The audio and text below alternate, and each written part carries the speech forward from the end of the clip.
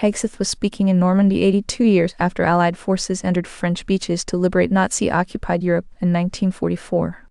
The anchor should open on Friday. U.S. Vice President J.D. Vance blamed the death of the 18-year-old British student Henry Nowak, who was fatally stabbed last year in Southampton by Vikram Digwa, on the mass invasion of migrants, and said the only response was righteous anger. Sea arrivals into mainland Europe peaked in 2015, when the UN said more than 1 million people crossed the Mediterranean.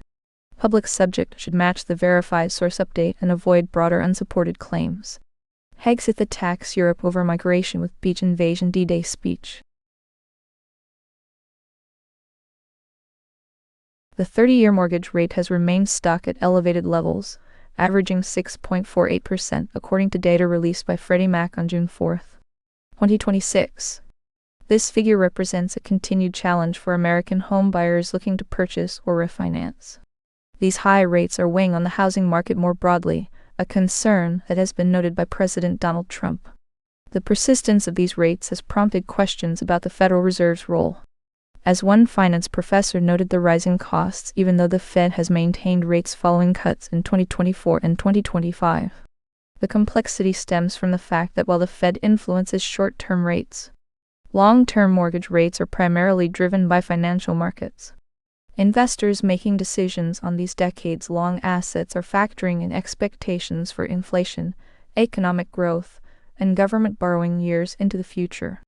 This uncertainty matters because lenders committing capital for a 30-year fixed-rate mortgage are making decisions based on those long-term forecasts.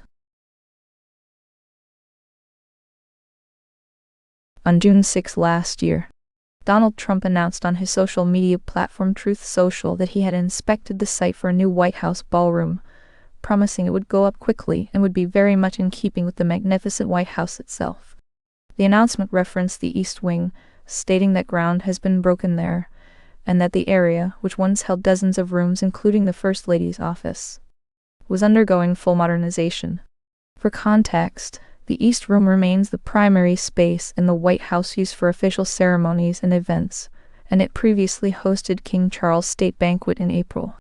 The scope of the proposed project has reportedly grown, with proposals including elements like a rooftop drone port and underground facilities.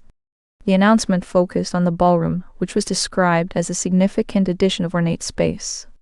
Meanwhile, the East Wing modernization was cited as part of the overall building process.